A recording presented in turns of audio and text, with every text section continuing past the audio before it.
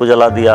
हम हिम्मत कर गए, हारने वाले व्यक्ति थे नहीं। एक हमारे साथ यादगार, हमारे शादी के लिए कुछ लोग आए और गुड़ का खचोला देखा और फिर शादी हमारी कर दिया उन लोगों ने। और मैंने एक दिन के अंदर आनंद फानंद में इसको सिलेक्ट नहीं कर लिया है, वहाँ से जानकारी इकट्ठा करने की कोशिश करता, सर्च करते रहते थे जी। खूंट एक जरूर मिल जाती थी। खूंट हम लोग कहाँ बोलते हैं इसको, कहेंगे कि मेरा है, वो कहेगा कि मेरे में निकल रहा है, ये तो झगड़े का कारण बन जाता है, वाली हो जाएगी बात फिर। वो तो हमारा आहार है।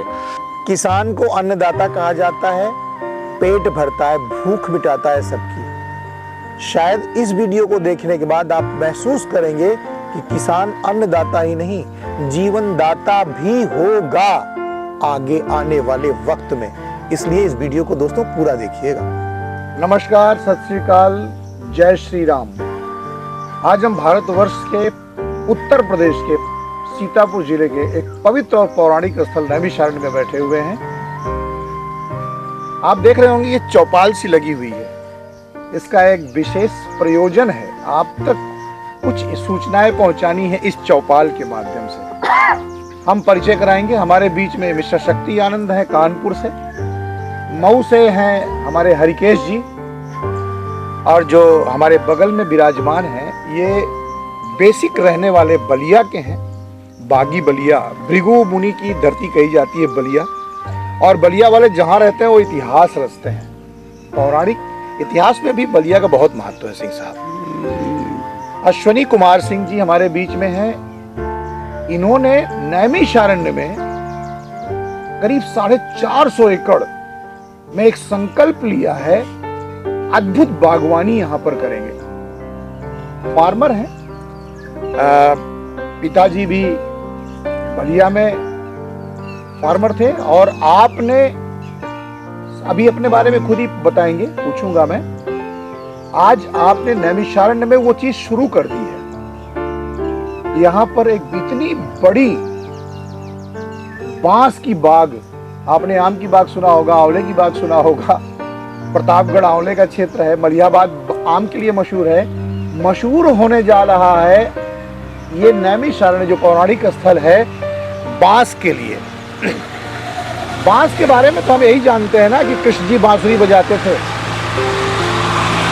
कहाँ पैदा हुआ, कैसे पैदा हुआ, इनके दिमाग में ये ख्याल आए कहाँ से कि बांस पे ही काम किया जाए। बहुत सारी बातों को हम आपके सामने प्रस्तुत करेंगे इस चौपाल के माध्यम से, और बने रहिएगा। तो आइए सिंह साहब से सीधे मुखातिब होते हैं। आप लोगों का कोई सवाल पहले हो तो आप पूछ सकते हैं। सवाल यही है सबसे कि मैं सुना और वहाँ से आया कि देखा कि ये किस तरह से एक प्रकृति से, जो आपके वातावरण से जो जुड़ा हुआ आदमी, उनसे प्रकृति से लगाव है, और उसके माध्यम से इन्होंने जो खेती और इस तरह से बागवान को बढ़ावा दे रहे हैं। तो मैं एक क्वेश्चन करना चाहूँगा कि ये खासकर बांस के पेड़ को क्यों, मतलब एक तरह से कुछ उसका रीजन होगा कि आप बांस को ही बागवान पे ज़्यादा ध्यान दे रहे हैं। सिंह साहब, हरिकेश जी का मतलब ये है कि आपने फलदार, यही ना जी, कि फलदार बाग की परिकल्पना क्यों नहीं की और क्यों बांस को ही चुना। हरिकेश जी की बात के जवाब में मुझे लगता है कि समाज के लिए भी चीजें आ जाएंगी। देखिए, कृषि से जुड़ाव हमारा बहुत पहले से है। एक वक्त था कि मैं फुल्ली एजुकेटेड होने के बावजूद भी पाइपलाइन में नौकरी किया, रेलवे स्टेशन पे भी मैं सोया। फिर भी जब घर के खर्चे नहीं चले तो गांव में खेती हुआ करती थी, गन्ने की खेती करना चालू किया। 2 बरस तक गन्ने ने काफ़ी ठीक ठाक उत्पाद दिया। तीसरे वर्ष हमारे पास 5 एकड़ गन्ना था, और चीनी मिल में गन्ने की सप्लाई हम लोग करते थे। संजोग से चीनी मिल ब्रेक डाउन कर गई, और बहुत सारे किसानों ने तो खेतों में ही गन्ने को जला दिया। हम हिम्मत कर गए, हारने वाले व्यक्ति थे नहीं। पड़ोस का एक लड़का था, उसको लेकर के, और हमने 4 महीने में पूरे गन्ने का गुड़ बनाया। वाह। 4 महीने से। और एक हमारे साथ यादगार बन गया यह पल, इसलिए बना कि पूरा गुड़ घर के अंदर रखा हुआ था, अभी हमने बेचा नहीं था। और उसी वक्त हमारे शादी के लिए कुछ लोग आए, उन्होंने सिर्फ गुड़ देखा और सर के ऊपर गुड़ का खंचोला देखा और उन लोगों के दिमाग में आया कि लड़का तो मजदूरी करके भी अपना परिवार जिला ले जाएगा और फिर शादी हमारी कर दिया उन लोगों ने। आपके संघर्षों ने आपको हाँ, आपके परिवार से ये सत्य घटना है। आप लोग सब लोग अगल बगल से हैं और आज की डेट में किसी के विषय में जान लेना बहुत बड़ी बात नहीं है। जानकारी आप लोग कर सकते हैं। यह हमारे साथ घटी हुई खुद के साथ की यह घटना थी। उस घटना से हमने सीख ये लिया कि कार्य कोई भी खराब नहीं है, सब कार्य अच्छे हैं। जहाँ पे आपका मन लगे, जिसमें इंटरेस्ट हो कि हम करेंगे इसको। परंतु कार्य दो तरीके का होता है, एक होता है रिस्क फ्री, एक होता है रिस्क के साथ। व्यवसाय में तो हमेशा पहली बात। हाँ बिल्कुल। दूसरा चीज कि एग्रीकल्चर में मेंटेनेंस और प्रबंधन पे टाइम बहुत लगता है और पैसा बहुत लगता है। जैसे मैं एक उदाहरण मैं दूं, आप अभी धान की खेती का सीजन चल रहा है। धान की खेती करने से पहले बेहड़ लगाना पड़ता है। बेहड़ निकालेंगे, फिर खेत में लगाएंगे, उसमें दवाओं का छिड़काव करेंगे, पानी देखते रहेंगे, चलाते रहेंगे। 6 महीने के बाद वो फसल देता है। अगर सब कुछ सही रहा तो, और नहीं यदि तेज हवा के साथ आंधी आ गया और फूला आया हुआ है तो पूरा धान लपेटे में आया गया, मतलब उसका हो जाता है। तो वो रिस्क है। बम्बू की खेती यदि हमने सेलेक्ट किया तो इसके पीछे बहुत सारे रीजंस थे और मैंने एक दिन के अंदर आनंद फानंद में इसको सिलेक्ट नहीं कर लिया है। 2014 से अनवरत बम्बू पे इंटरेस्ट मेरा था। मैं इसकी रीडिंग करता था, जहाँ भी जाता था पौधे दिख जाते थे तो मैं वहाँ से जानकारी इकट्ठा करने की कोशिश करता था। सर्च करते रहते थे। जी बिल्कुल। इस सर्च के दौरान जो हमें चीज़ें पता चली, उसमें प्रमुख बात ये थी कि इन्वायरमेंट, प्राकृतिक इन्वायरमेंट को बनाए रखने में पीपल का जितना बड़ा महत्वपूर्ण योगदान है, उतना ही बड़ा योगदान बम्बू का भी है, बांस का भी है। और यह हमने व्यवहारिक रूप से पाया कि आप ही लोग देख लीजिए कि हम लोगों के घर पे यदि गांव देहात में घर है तो अन्य किसी भी वृक्ष का पौधा नहीं मिलेगा, लेकिन दरवाजे पर नीम और थोड़ी दूर बगल में खूंट एक जरूर मिल जाती थी। खूंट हम लोगों के यहाँ बोलते हैं इसको। ये क्यों हम लोगों के पुरखा पुरनियों के द्वारा लगाया जाता था? क्योंकि उनको पता था कि ये दोनों पौधे एक रोग रहित रखेगा हमें और एक हमें प्राणवायु देगा, ऑक्सीजन देगा।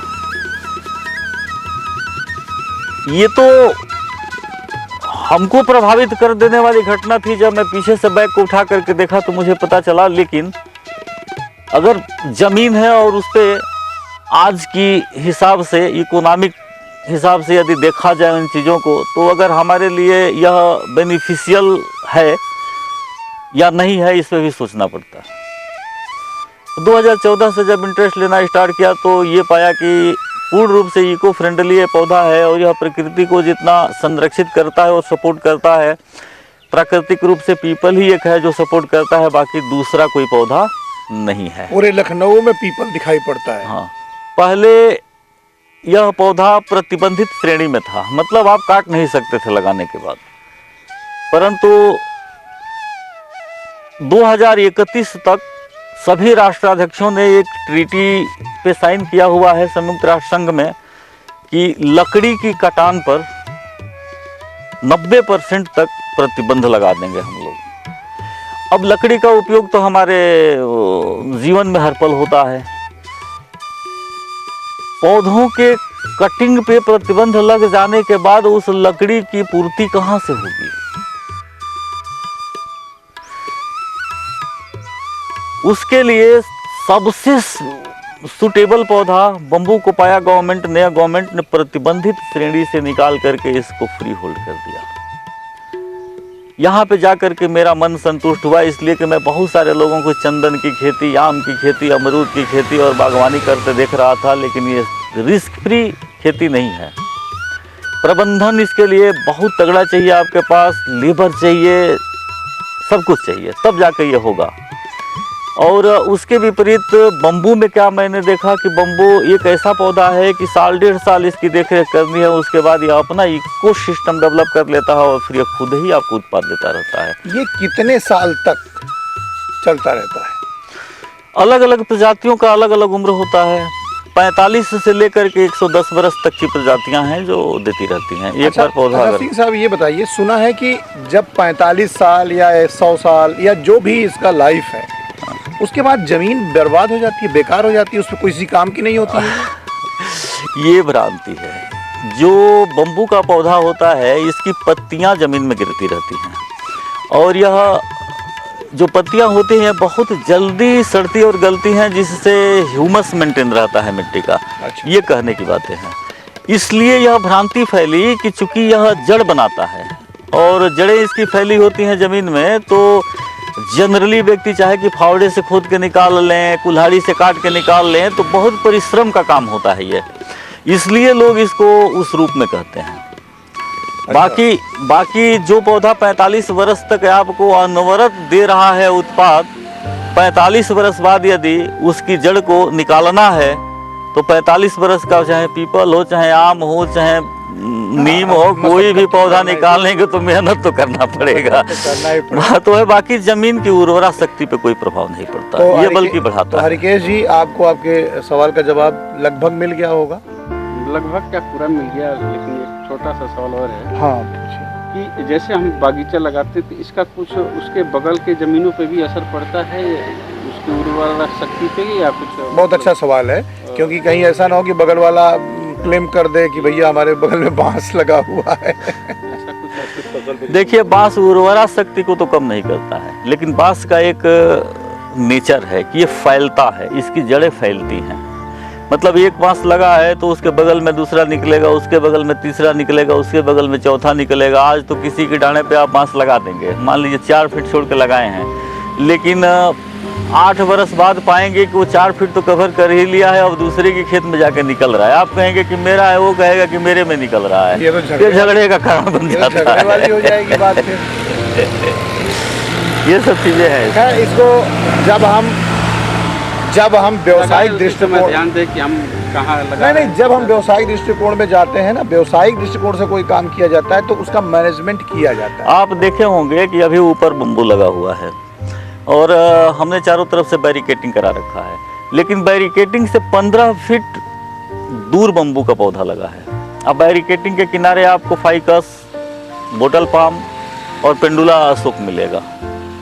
मतलब आप फलदार वृक्षों से एकदम संन्यास ले लिए हैं? नहीं, बिल्कुल नहीं, बिल्कुल नहीं, वो तो हमारा आहार है।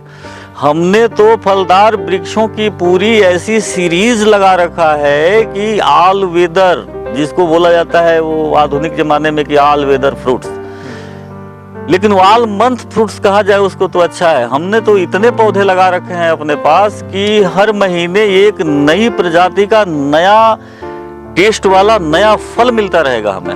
आपको दर्शकों बता दें कि सिंह साहब की नर्सरी में यहाँ पर पंतनगर जो यूनिवर्सिटी है उसके साइंटिस्ट यहाँ पर रिसर्च करते हैं और वहाँ पर बम्बू की प्रजातियाँ पैदा की जाती हैं। शक्ति हमारे साथ है कानपुर से, इनके भी जाहिर सी बात है कुछ सवाल होंगे, तो मैं आमंत्रित करता हूँ, कुछ अगर पूछना चाहें तो आप। मेरा सिंह साहब बस खाली एक ही सवाल है इसमें भी कि जो बम्बू आप प्लांट कर रहे हैं इसमें इतने टाइम से, उससे क्या पृथ्वी जो ज़मीन है अंदर उससे वाटर लेवल पे या और किसी चीज़ पे कुछ फ़र्क पड़ता हो? जिससे कि सुनते हैं कि वाटर लेवल आज की डेट में इतना नीचे है, तो क्या ऐसा तो नहीं है कि और उसके वजह से डंप हो पानी या और लोगों को परेशानी हो पानी? देखिए, फर्क पड़ता है।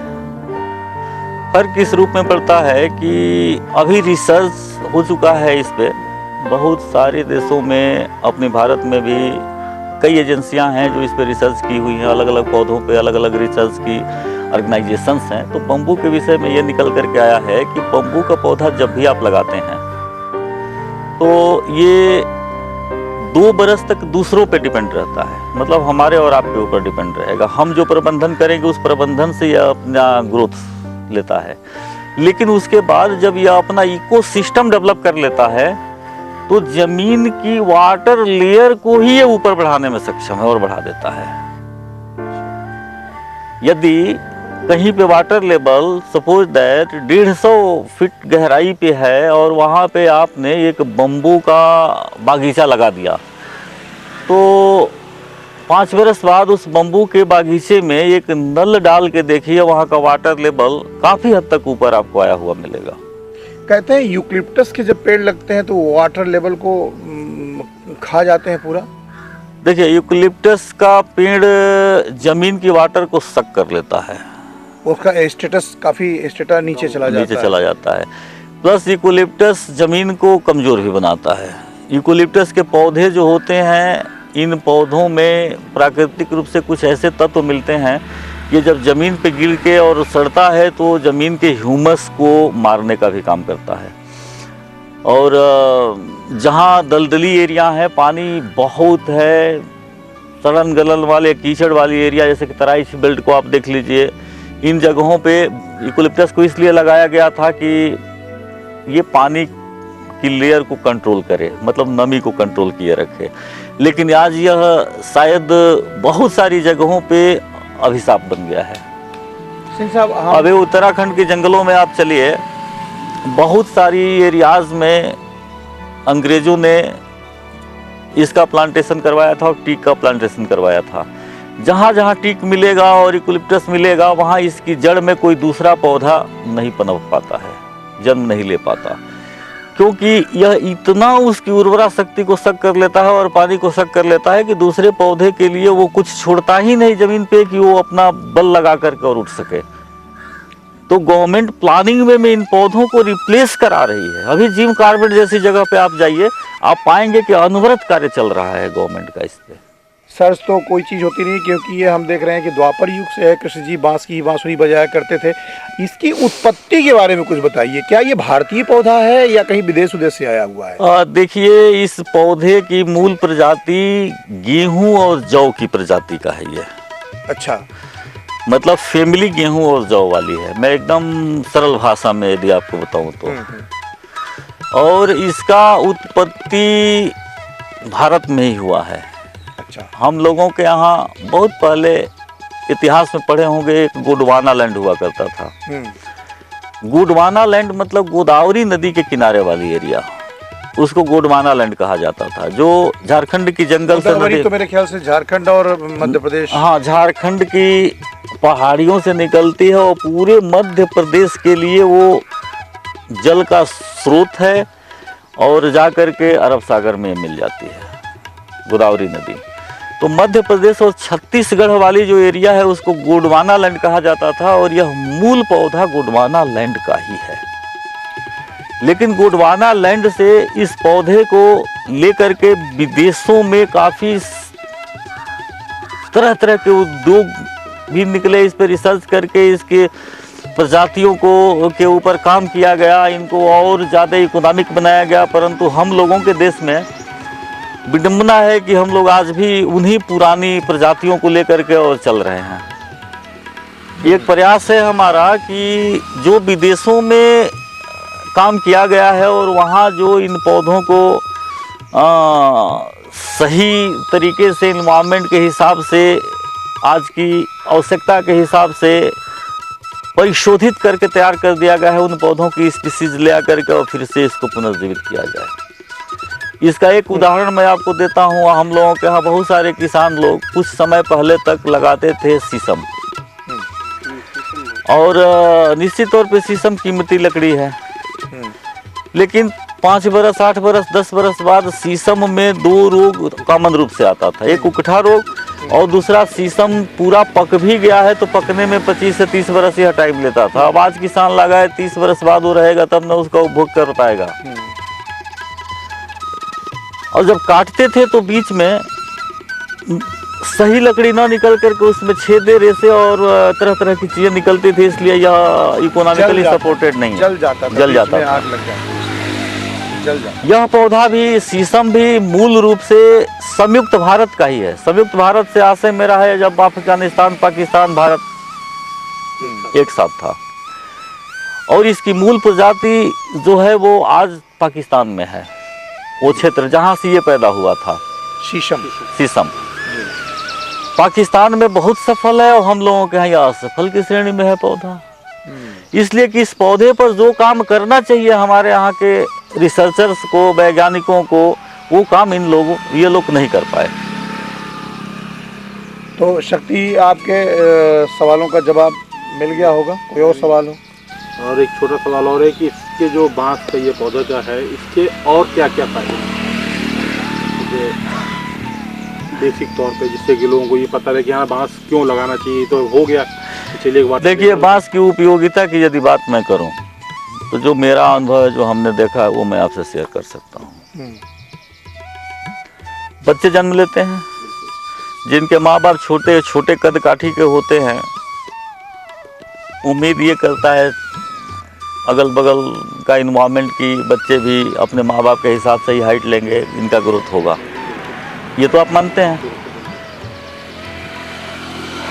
बच्चों का ग्रोथ हो, इसके लिए अगर आप जाते हैं आधुनिक पैथी पे, तो जिस दवा का प्रयोग किया जाता है वो बम्बू से बनता है। लंबाई बढ़ाने के लिए। और आयुर्वेद में लंबाई बढ़ाने के लिए जो मुरब्बा या दवाएं दी जाती हैं, वो पूरा बम्बू ही होता है। और ट्रेडिशनल वे में तो बम्बू का जो मीठा क्या बोलते हैं उसको, वो बनता है एक मुरब्बा। बच्चों को बम्बू का मुरब्बा दिया जाता है ताकि इसकी हाइट बढ़ सके और ग्रोथ कर सके बच्चा। तो उपयोग उस रूप में तो इसका है ही। बाकी हमारे व्यवहारिक जीवन में यदि देखा जाए तो सदियों से आज तक यह आश्रय देता रहा है। झोपड़ी से लेकर, झोपड़पट्टी से लेकर जलाने तक, कृषि की रक्षा के लिए बम्बू के रूप में कंस्ट्रक्शन हो रहा है, तो वहाँ बल्ली के रूप में, यदि कोयला नहीं है तो पिलेट्स बनाकर कोयला के उपयोग के रूप में, पेपर मिलों में जितना यह देख रहे हैं उच्च क्वालिटी का पेपर, सारे पेपर्स बम्बू के उत्पाद हैं।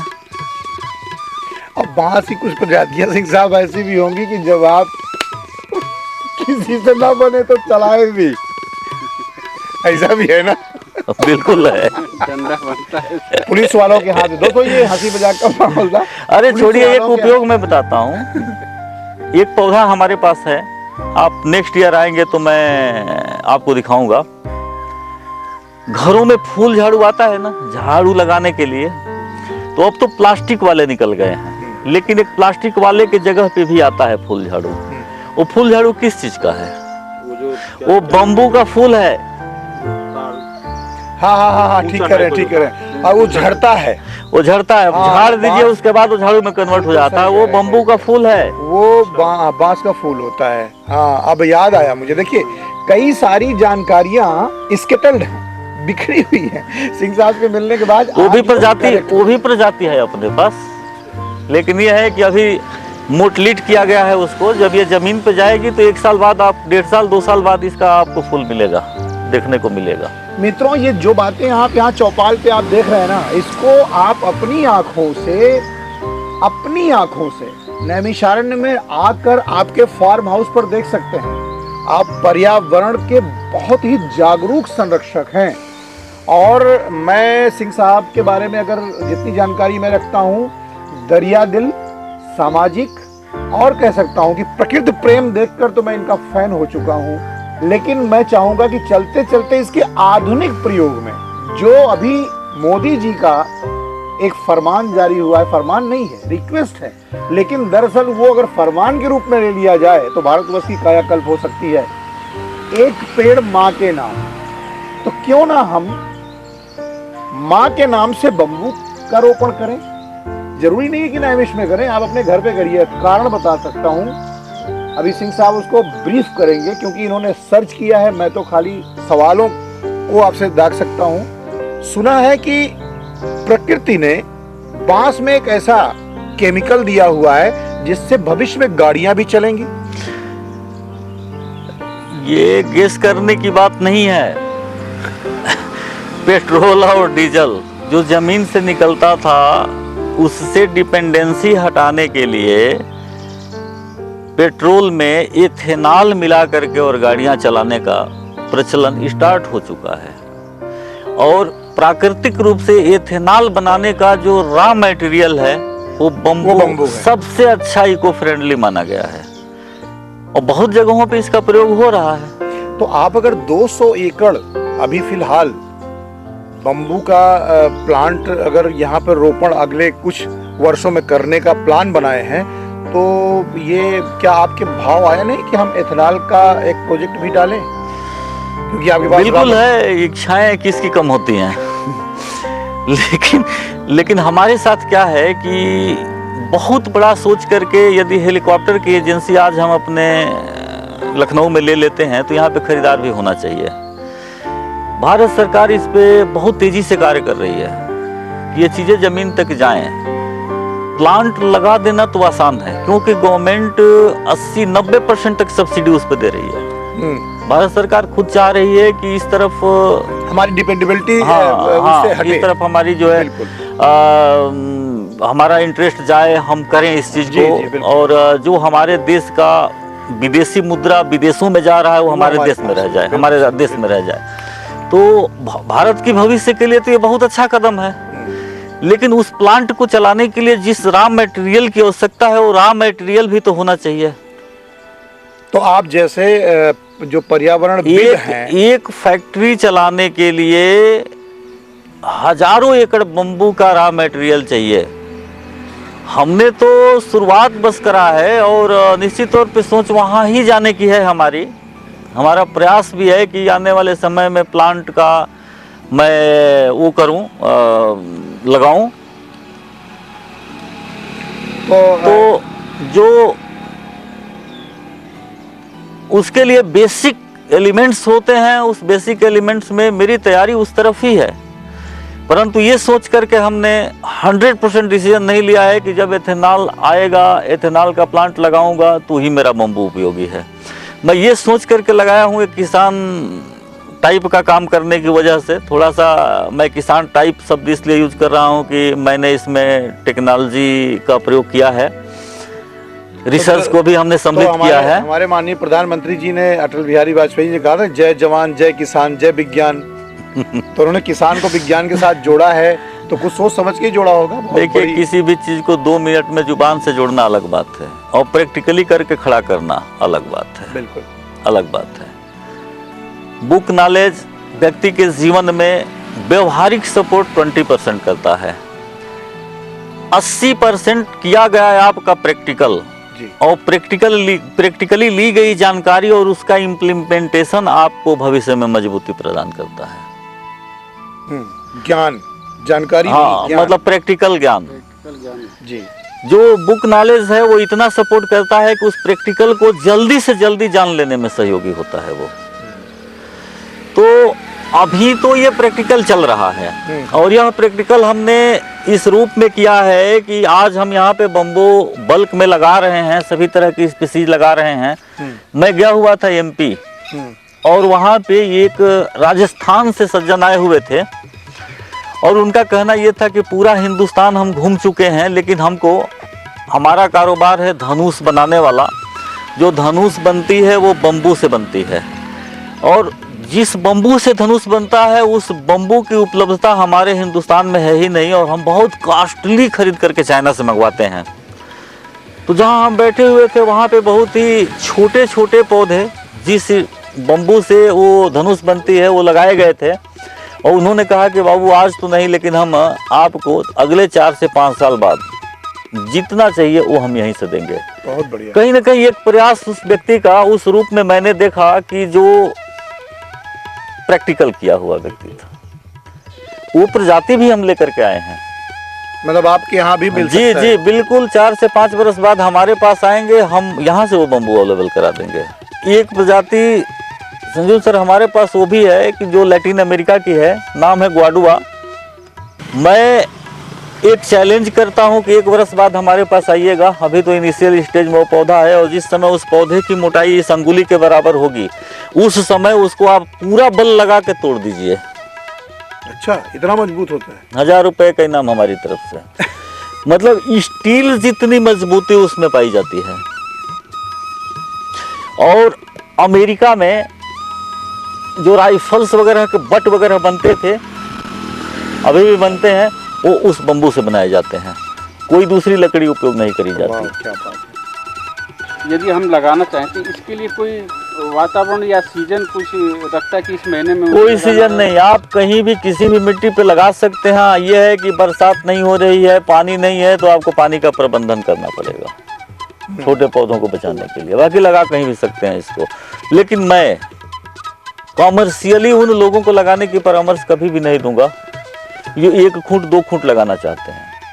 1 फुट 2 फुट स्वयं के उपयोग के लिए तो आप लगा सकते हैं, लेकिन यदि इससे कॉमर्शियली लाभ लेना है आपको, तो आपके पास मटेरियल इतना होना चाहिए कि आप ट्रक भर सकें, तो कीमत अच्छी मिलेगी आपको।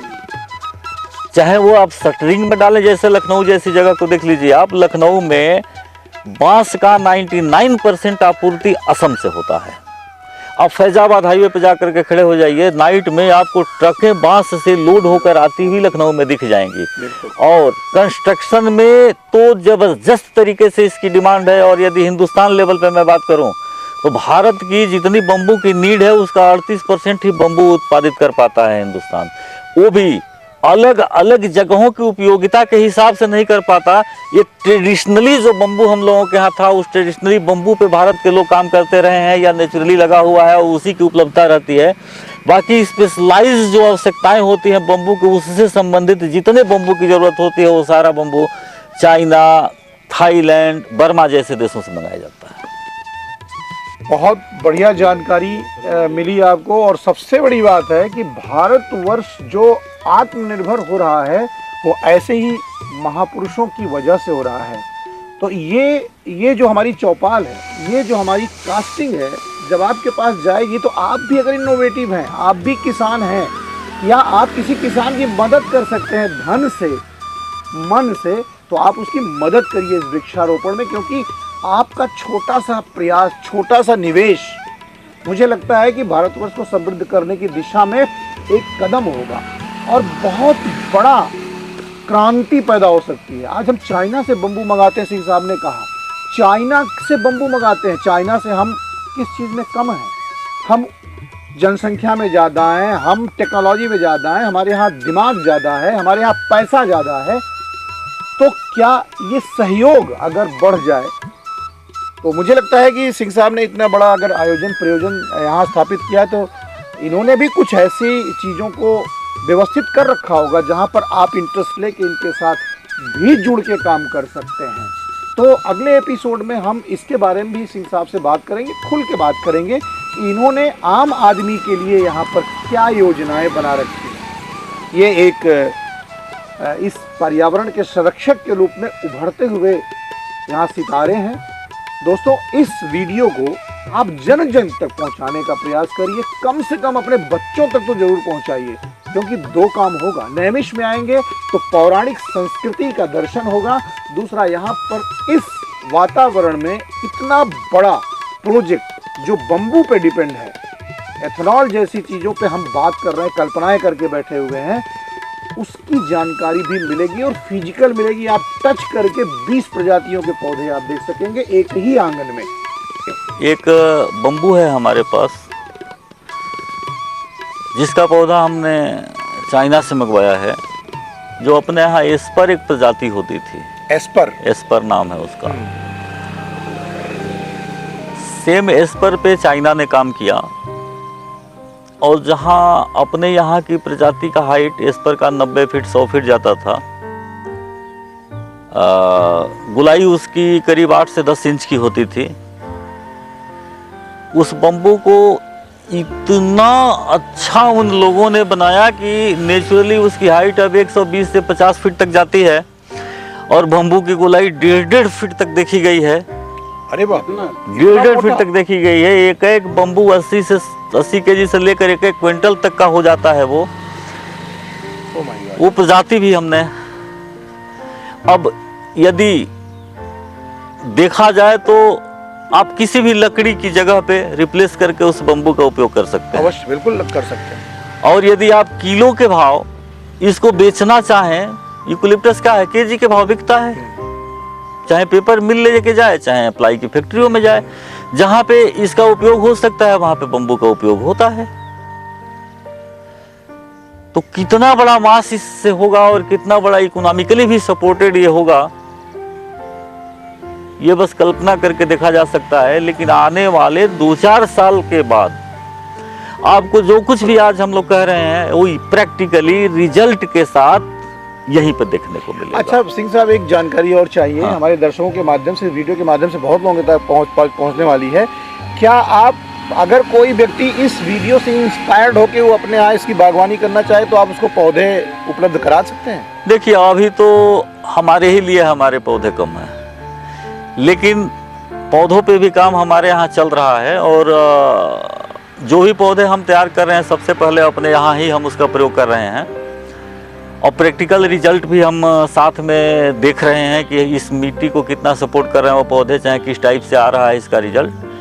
और जो आने वाले वक्त में तो बिल्कुल ही जिसको भी ज़रूरत होगी, जितनी ज़रूरत होगी, मैं आपसे रिक्वेस्ट पौधे करूंगा, मैं आपसे ये रिक्वेस्ट करूंगा उन किसानों की तरफ से जो इस वीडियो को देख के मन बनाने वाले हैं कि आप अपने से बचे, क्योंकि भाई जब खेती होती है तो अपने घर के राशन के बाद ही लोगों को दिया जाता है। बिल्कुल। तो आप अपने ज्ञान, अपनी टेक्नोलॉजी और इसका पौधा उन लोगों को जरूर उपलब्ध कराइए ताकि इसका हम निर्यात कर भाई सकें। ये तो बिल्कुल सिंपल सी चीज है कि जाना यदि मुझे इथेनॉल प्लांट तक है तो आपको और तो प्लाई की फैक्ट्री तक है, बिल्कुल बिल्कुल। तो मैं आज अकेला प्रयास में लगा हुआ हूँ। यदि हमारे साथ एक किसानों का समूह हो जाए तो मेरे लिए रॉ मटेरियल और जल्दी एकत्रित कर लेना आसान हो जाएगा। तो मैं तो बिल्कुल ही लगूंगा सहयोग सपोर्ट में, तो दोस्तों उसमें कहीं से शंका नहीं है। तो दोस्तों आपने देखा आज सिंह साहब की बातों से कुछ कमिटमेंट्स निकल के आए। आप बड़े प्रोजेक्ट, बड़े फार्मर हैं और बड़ा प्रोजेक्ट, बड़ी ड्रीम के साथ ये भारतवर्ष को अपना योगदान देना चाहते हैं। हम उसके सहभागी बन रहे हैं आज।